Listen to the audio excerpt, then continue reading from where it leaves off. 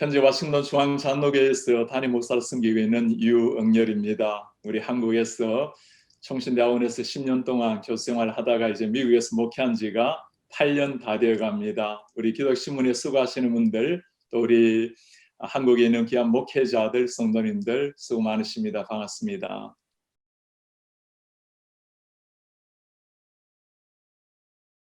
미국 사회로 보면 지금 15명에 1명 이상이 코로나 확진된 사람들입니다.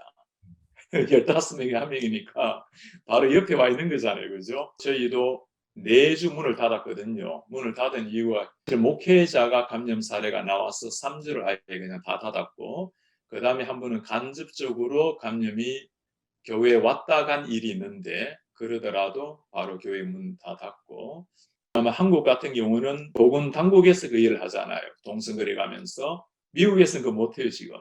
하루에 몇십만 명이 감염됐는데 어떻게 동선을 그리겠어요? 벌써 다 끝나는데. 저희는 저희 자체적으로 그러니까 발생이 되게 되면 바로 목회자들에게 알리고, 저희 대응팀이 있거든요. 대응팀에서 변호사부터 시작해서 의사부터 하고 해서 전체 대응팀이 구성이 되어서 의료의 자문을 받고 변호사의 자문을 받아서 바로 그 동선 그리기를 해서 1차 그러니까 PY라고 부릅니다. 컨택한 사람, 그다음에 세컨드 PY, third PY 이렇게 다 확인해서 그분들에게 교회에서 연락을 해드리고, 필요한 사람들은 테스트 받을 수 있도록. 테스트도 미국에 그 정식으로 하다 보면 오래 걸릴 수 있습니다. 예약하는 것도 2, 3일 더 걸릴 수도 있고, 또 기다리려면 또 2, 3일, 그러니까 거의 한 5일 이 정도 시간이 걸려요. 결과를 받기까지. 저희 같은 경우는 또 그것도 조금 그 의료진들을 통해 가지고 오늘 오전에 받으면 저녁에 바로 결과 나올 수 있도록, 그러다 우리 교회 안에서 하거든, 교인들이. 그래서 그걸 통해서 즉각 신속하게, 그리고 투명하게, 그리고 철저하게 그래 하니까, 하여튼 보험당국에서 나와서 보면 자기들이 해야 될 일을 우리가 다 하니까 굉장히 고마워하고 있고, 코로나로 직접 돌아가신 성도님은 파각이란 없다고 알고 있습니다. 아마 퍼센티지로 보면 우리 교인들 같은 경우는 미국 지금 퍼센티지로 보면 아마 한 7, 800명이 걸려야 될 텐데 그러진 않고, 돌아가신 분도 안 계시니까 굉장히 감사한 거죠. 그러더라도 저희도 코로나 감염자들이 최근에 와서 조금 이전에 비해서 늘어난 것 같아요. 다른 한인 교회도 아마 비슷한 정신일 겁니다. 조심의 수위가 다른 미국 교회보다 훨씬 높고, 그 다음에 마스크 철저하게 하고, 조금 미국 사람들보다는 거리 지키는 것이라든가 철저하게 다 하고, 예배에 대한 게 가장 어려움일 테고 마음껏 예배할 수 없다라는 것, 아이들 중고등부 교회에 마음껏 나오지 못하는 것도, 어르신들 아예 뭐 강제로 못 나오게 하는 건 아니지만 그래도 위험 부담이 있으니까 조심하라고 그 가급적 오시는 걸 피하도록 하고, 조그만한 규모의 교회들은 모르긴 해도 아마 굉장히 재정적으로 어려움을 많이 겪고 있을 겁니다. 그게 아마도 많은 한인 사회들도 비켜날 수 없는 어려움일 테고, 그러다 보니까 저희뿐만 아니라 조금 그래도 규모가 있는 지역의 대표적인 교회들은 이런 시기에 이웃교회 섬기는 거 굉장히 활발하게 많이 하고 있고, 저희들도 그 사역 활발하게 하고 있고, 어려울 때 저희도 어렵지만 오히려 그런 지역사회, 지역교회를 세워야 된다라는 의식이 더 강해지는 것 같아요. 그런 것도 굉장히 좋은 점이라고 볼 수 있겠고, 전체적으로 보면 어려운 시기를 지나가고는 있지만 그래도 비교적 한인교회가 어려움을 뚫고 영적으로 비상하려고 하는 그런 노력이 보여서 참 고마운 그런 마음입니다.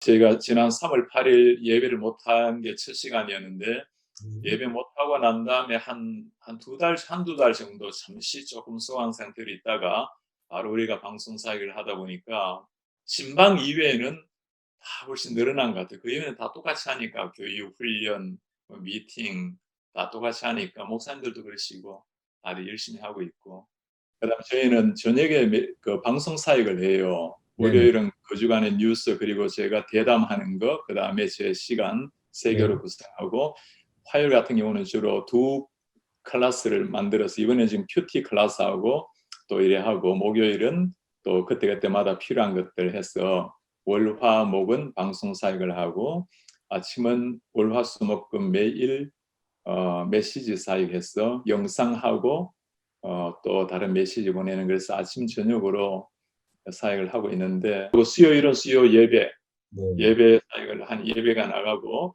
금요일은 우리는 순모임을 해요. 한국에 보면 구역 모임 같은 거. 월, 화, 수, 목요일이 방송 사역이고, 금요일은 따로 안 하고 그 순모임으로 그 시간을 가지고 있고, 아침 메시지는 제가 글 쓰는 거, 그 다음에 또 칼럼 쓰는 거, 그 다음에 3분 설교 요약한 거, 그 다음에 제가 신앙시 해가지고 이렇게 또 영상 입히는 게 있거든요. 그렇게 해서 좀 월화수목금 보내고 있고, 이 코로나가 가져다 준 좋은 선물 중에 하나가 좀 역동적인 영상 사역 같아요. 그래도 감사한 것은 뭐 예배에 대한 역동적인 예배, 온라인을 통해서 역동적인 예배가 더 활성화된다거나, 또 교육, 훈련, 모임 모든 것들에 대해서 오히려 역동성이 더 높아지는 것 같아요, 이전보다. 그 다음에 예배에 대한 소중함이 더 늘어나다 보니까 아마 그런 것들은 지나고 나면 한편은 지금 계속적으로 못 나오다 보니까 아마 믿음의 위기를 겪는 사람들은 이것이 계기가 되어서 떨어져 나갈 그런 가능성도 있지만, 아마 많은 성도님들에게는 예배에 대한 소중함, 오히려 갈급함이 더 높아져서 모든 일들이 지나고 나면 아마 영적 비상을 오히려 기대하지 않을까, 이제 그런 좋은 기대감을 가지고 있습니다.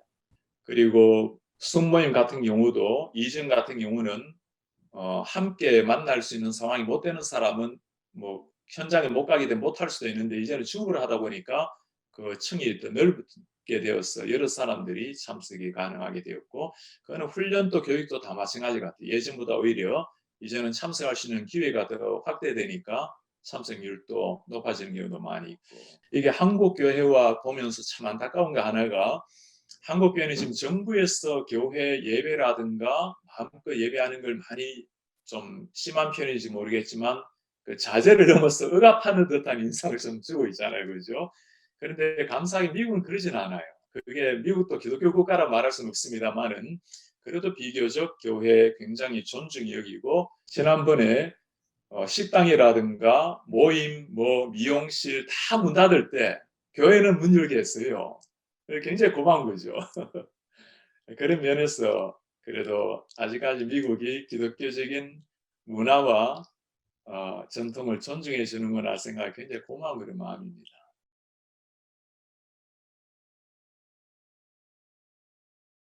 대통령 취임식은 보신 것처럼 굉장히 안정적으로 평안한 모습으로 잘 진행이 되었고, 사회는 굉장히 어느 정도 지금 안정을 찾아가는 그런 느낌 같습니다. 국회의사당 그 점거 사태를 보면서 정말 이게 미국이란 나라의 역사에 경험하기 어려웠던 그런 일들인데, 얼마나 지금 미국 사회가 분열 그리고 갈등이 심화된다라는 걸 한눈에 보게 만드는 흐름 같고, 오히려 한국에서 많이 뉴스로 보셨겠습니다만은 흑인 인권 운동, 그 블랙 라이브스 매터 지난번에 나왔을 때, 그때 사실 한인 사회 또 한인 비즈니스 하는 분들이 굉장히 타격이 좀 받은 적이 있었습니다. 특히 필라델피아 같은 경우는 굉장히 많은 한인 비즈니스가 이 일로 말미암아 심지어 공격을 당하기도 하고 문을 닫는 사태도 많이 일어났다고 들었습니다. 제가 있는 수 워싱턴 같은 경우도 그때 시위 때문에 저희 교인 같은 경우도 비즈니스 하는 경우에 좀 피해를 입은 경우도 있었습니다. 아마 극적인 분열을 보면서 오히려 교회들은 이럴 때 정말 우리를 하나로 만들어 줄 수 있는 게 복음밖에 없다라는 생각, 이념이나 인종이나 문화 어떤 차이도 극복할 수 있는 게 아마 복음밖에 없다, 예수님밖에 없다라는 생각으로 접근해야 될 때가 아닌가, 그런 생각을 좀 해봅니다. 이제 바이든 시대가 열렸기 때문에 트럼프 시대 때도 모두가 동의하는 것도 아니고 좋아하는 것도 아니었지만 또 나라와 대통령을 두고 기도한 것처럼 바이든도 마찬가지 같아요. 바이든 시대에도 호불호가 있기 마련이지만 우리로서는 교회의 직무는 이런 상황에 대통령을 위해서 또 나라를 위해서 기도하며 나가는 게 해야 될 일이 아닌가, 그런 생각을 해봅니다.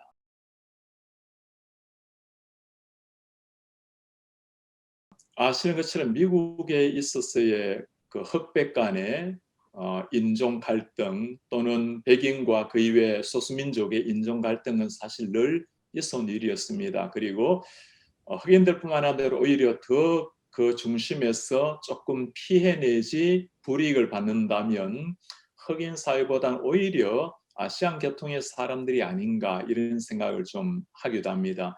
사실 한인들이 미국 주류 사회에 많이 뛰어들기도 하고 한인들이 또 2세들이 미국인들에 비해서는 굉장히 공부도 열심히 하고 비교적으로 뛰어난 그런 학생들 인정도 많이 받습니다. 그럼에도 불구하고 실제 주류 사회에 들어가는 비율을 보면 장벽이 있기 마련이고 또 사회적으로도 보이지 않는 이 한인들을 향한 아시안들을 향한 약간의 그 편견은 언제나 있기 마련이거든요.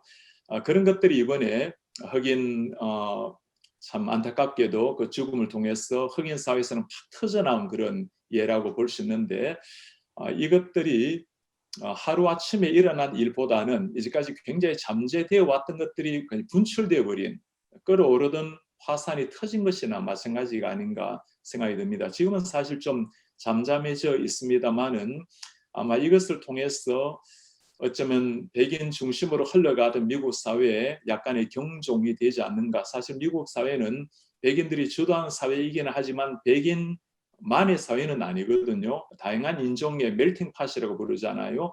모든 다민족이 함께 있는 다민족 사회라고 볼 수 있는데 이런 면에서 오히려 미국이 어떤 정체성의 나라인가라는 데 대한 경종이 될 수도 있겠고 아마 흑인들뿐만 아니라 기대하기는 아시안들이나 다른 타 민족에 대한 그런 태도, 자세도 좀 변화가 일어났으면 하는 그런 기대감이 있습니다.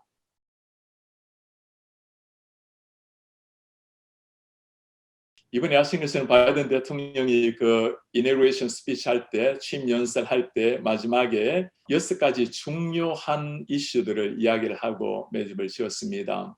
코로나 바이러스에 대한 문제, 또 기후변화 문제, 또 불평등에 대한 그 이슈의 문제, 또 인종주의, 레이시즘에 대한 것, 또 미국의 세계 위치, 또 진리와 민주주의에 대한 문제 이런 것들을 가지고 이슈를 다루면서 대통령의 직무에 들어가자마자 5시간 만에 17가지 행정명령에 바로 사인을 하는 일까지 일어났습니다.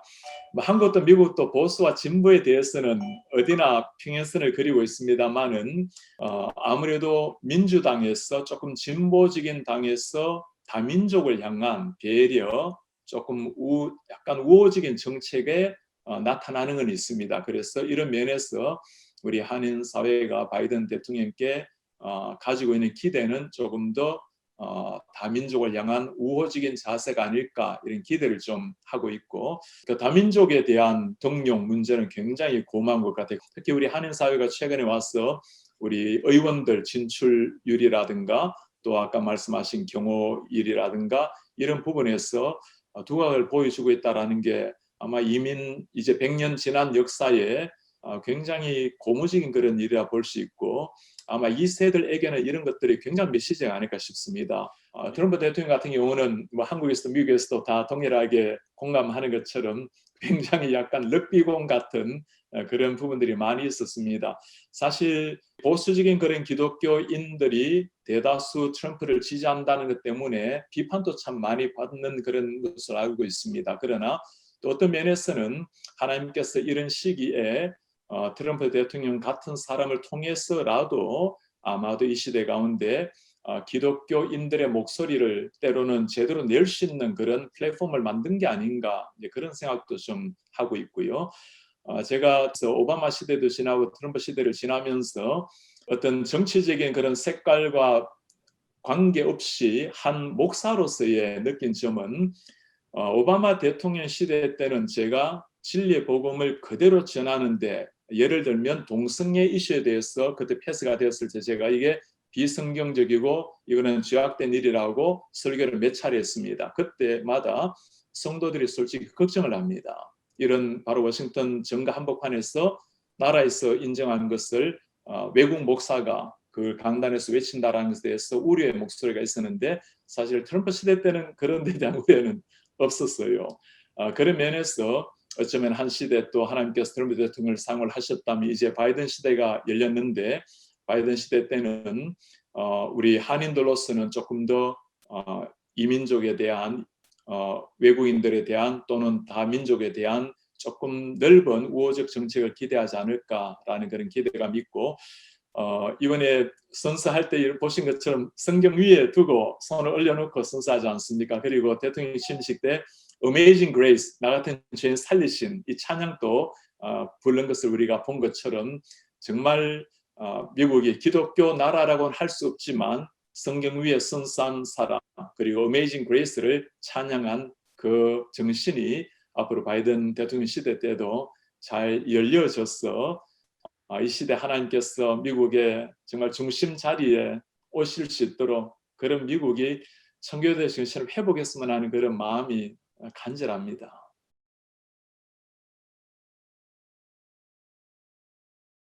미국에서의 그런 성소수자 문제라든가 인종 문제 이런 문제는 굉장히 아신 것처럼 민감하게 다뤄지고 있습니다.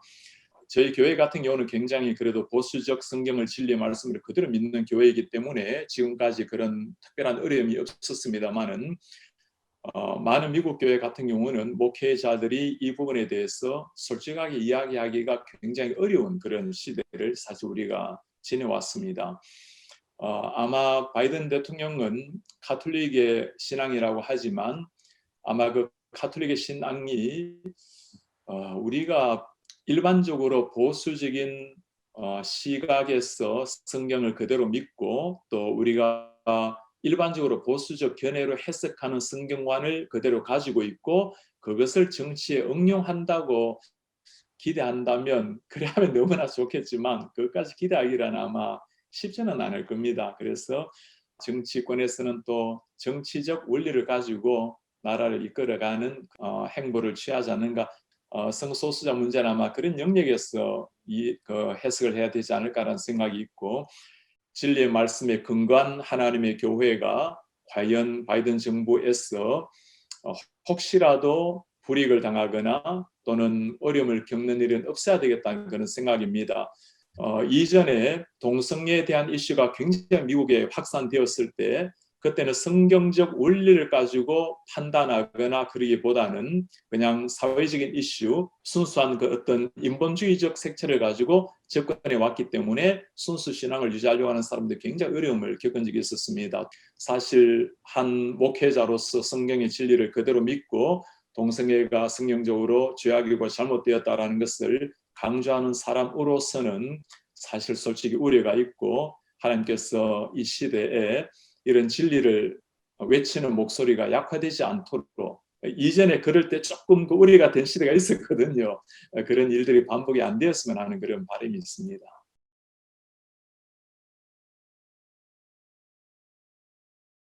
이게 굉장히 제게는 중요한 질문으로 다가오는데 하나님께서 우리 한국교회에 주신 특별한 은혜라고 봅니다. 우리가 백수년 전에 한국 성교 사람들 그 20대 그 열렬 청년들이 들어왔는데 그래도 한국에 들어오신 선교사님들이 가지고 있었던 차이점의 하나는 성경 진리를 그대로 믿는 분들이었어요. 약간 심할 정도로 마치 근본주의자라고 이렇게 비판을 받을 정도로 성경의 모호성을 강조했고 예수 그리스도만의 유일한 구원자라는 것을 강조했기 때문에 우리 한국교회가 오늘까지 진리에 근거한 교회가 오늘까지 오고 있다고 봅니다.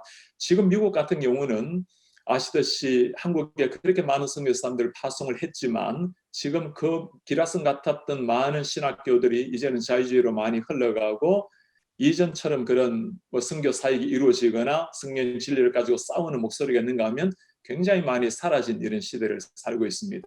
이런 상황에 저는 오히려 이민교회, 그래도 성경 진리를 그대로 믿고 예수 그리스도의 순수한 복음을 가치를 그대로 믿고 있는 한인교회가 우리의 울타리를 넘어서 오히려 지역에 있는 미국 교회를 깨우고 특히 미국 전역을 깨울 때가 아닌가 이런 생각을 많이 하게 됩니다. 제가 이 지역의 가장 큰 교회라고 볼 수 있는 맥클린 바이블 처치, 우리나라에도 많이 레디컬로 많이 알려져 있죠. 데이비드 플랜 목사님 교회에 2차례 주일 설교를 이전에 하는 적이 있습니다. 그런 데 가서 성경 진리에 근거해서 설교하고 동성애가 잘못됐다는 걸 설교할 때 사실 미국에서 굉장히 하기 어려운 설교거든요. 그런데 한인 목사가 와서 이런 말씀을 증거하는 걸 보고 많은 분들이 와가지고 얼마나 저게 격려하는지 모릅니다. 그리고 지난 일입니다만 제가 국회 개원할 때 한 번씩 목사를 모시고 먼저 기도하고 개원을 합니다. 국회를 제가 하나님의 은혜를 한번 가서 국회에서 기도를 인도한 적이 있습니다. 그때 제가 지침받기를 여기는 종교가 여러 종교가 있기 때문에 기독교적인 용어 쓰는 것을 피해 주세요라는 지침을 받았어요. 그런데 제가 목사인데 뭘로 쓰게 하겠습니까? 그래서 예수 그리스도의 유일성, 삼일체 하나님을 높이고 예수 이름으로 기도합니다 하고 기도를 했는데 그게 이제 전국에 생방송으로 나가니까 그때 얼마나 많은 사람이 저에게 이메일을 보내오고 전화를 해오고 편지, 손편지를 보내는지 몰라요. 그게 이유가 뭐였냐면 그 외국 목사가 미국 하원의회 국회 시작할 때 예수 이름으로 기도한 것 감사하다. 삼일체 진리를 올려준 게 감사하다. 사실 우리에게는 이게 감사받을 일이 아니고 당연한 일인데 그만큼 많은 미국인들 중에는 이 진리가 허물어져 가는 것을 보고 안타까워하는 사람들이 있다는 거죠. The House will be in order. The prayer will be offered today by our guest chaplain, Reverend Un Yul David Rio, Korean Central Presbyterian Church, Centerville, Virginia.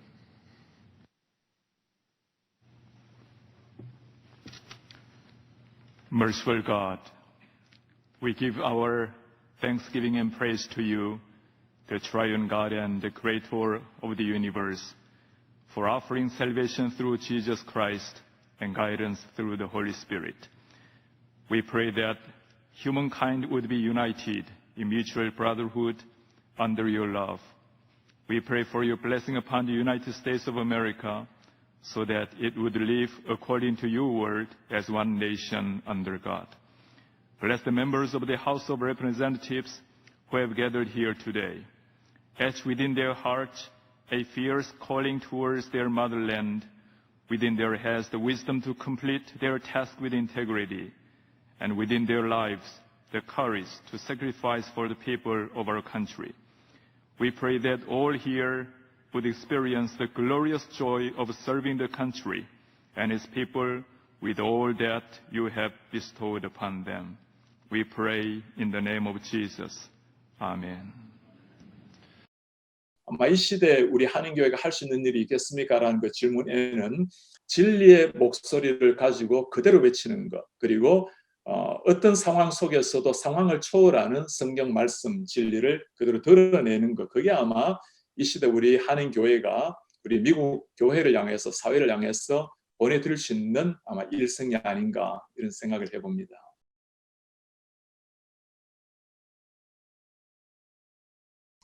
참 좋은 질문을 주셨는데요. 지금은 코로나에 대한 대응도 중요하지만 이 시기에는 코로나에 대한 아마 포스트 코로나에 대한 논의가 활발히 돼야 되지 않을까 이런 생각을 해봅니다. 아마 팬데믹이 가져다 준 교회의 최고의 선물이라면 한국도 미국도 할 것 없이 영상 시대에 대한 온라인에 대한 재발견이 아닌가 생각이 듭니다. 이제는 온라인 사역을 해야 되냐 말아야 되느냐가 아니라 어떻게 하면 온라인 사역을 잘 해야 되는가의 시대가 오지 않았나 생각을 합니다. 그런 면에서 온라인 사역에 대한 적극적인 관심, 창의적인 개발, 또 과감한 투자가 필요하지 않을까. 이것이 현 시대에도 발맞출 수 있지만 다음 세대 젊은이들을 끌어낼 수 있는 힘이 아닌가 이런 생각을 해봅니다. 그 다음에는 우리가 지금까지 전통적 신앙이라면 주로 예배가 건물 안에서 건물 중심으로 많이 이루어진 것도 사실입니다. 교회 건물은 굉장히 중요합니다. 건물에 대한 무분별한 그런 비판도 우리가 지양해야 되지만, 그러나 건물 안에서 모여서 하는 공적인 예배도 중요하지만 이번에 팬데믹이 가르쳐준 큰 교훈 중에 하나가 생활 신앙, 삶 속에서 단독자로도 하나님 앞에 진정 예배할 수 있는 것, 때로는 컴퓨터 앞에 조그마한 아이폰을 하나 놓고도 하나님 앞에 온라인으로 예배할 때 누구도 보지 않을 때 홀로 하나님 앞에 진실하게 예배하는 이런 참된 성숙한 신앙을 더 키워내는 게 필요하지 않을까 생각이 들어요. 어떤 면에서는 종교개혁이 성경 진리에 대한 말씀의 혁명이라면 이런 면에서 아마 코로나는 하나님 앞에서 살아내는 자신의 신앙을 깊이 들여보게 만드는 신앙혁명이 아닌가 그런 생각을 좀 해봅니다. 그걸 위해서는 성숙한 신앙, 개인의 내공을 키워주는 게 아마 목회자들의 큰 사명이 아닌가 이런 생각도 해보고요. 제가 목회하면서 또 한 가지 느끼는 것은 코로나 상황이 발생되니까 본질적 사역과 비본질적 사역이 명확하게 구분이 되는 것 같아요. 비본질적 사역은 가급적 연기하거나 취소해도 되는 것이고 정말 해야 될 본질적 사명이 무엇인가에 관심을 더 기울이게 되었습니다. 아무래도 예배하는 일, 또 천국 백성이 함께 교제하는 일, 그리고 그리스도의 진리 복음을 전하는 일, 이게 아마 본질적 사역에 해당되는 거겠죠. 이런 면에서 교회가 조금 방만한 사역을 집약해서 해야 될 꼭 필요한 사역에 집중하시는 것도 아마 앞으로 우리가 대응해야 될 열어가야 될 부분이 아닌가 생각을 좀 해봅니다. 그 다음에 지역에 대한 관심도 굉장히 새롭게 많이 가르쳐 준 것 같아요. 이런 시기에는 어느 정도 규모가 있는 교회는 그래도 활발하게 일어나지만 아마 많은 좀 규모가 적은 교회 같은 경우는 뭐 영상 사역, 온라인 사역을 마음껏 할 수 있는 것도 아니고 많은 어려움을 겪었을 겁니다. 그래서 조금 규모 있는 교회가 조금 기반이 된다면 적극적으로 이웃교회를 함께 세워가고 그래서 지역이 함께 부흥해 나가는 이런 앞으로 발맞추는 사역이 필요하지 않을까 생각도 좀 해보고요. 마지막으로 하나 더 말씀드리자면 아마 새로운 시대, 뉴 노멀 시대가 이제 다가오게 될 텐데 뉴 노멀 시대이지만 오직 성경 말씀만이 노멀이라는 이런 전통적 신앙을 고수하는 자세가 필요하지 않을까 생각이 들어요. 세상이 다 바뀌어도 바뀔 수 없는 게 복음의 진리인 것처럼 아무리 첨단 문화가 발전한다 하더라도 소망 없는 세상 속에 유일한 소망 되시는 예수의 진리를 바르게 증거해내는 것. 그래서 이렇게 표현 좀 하고 싶어요. 새로운 시대의 노멀이 무엇인가? 하나님이 원하시는 것, 하나님이 옳다고 하는 것, 성경 진리가 노멀이다. 그래서 하나님이 영광 받으시는 교회가 노멀한 교회고 하나님이 기뻐하시는 성도의 삶이 노멀한 성도이다. 그래서 성경으로 진리로 돌아가는 이런 뉴 노멀 시대를 준비했으면 하는 그런 생각. 그걸 위해서 저도 좀 기도하고 준비했으면 하고 한국교회도 이걸 모두가 우리 목회자들 특히 깨어나서 이런 뉴 노멀 시대 성경 진리가 노멀이 되게 하는 이런 시대를 만들어냈으면 하는 바람입니다.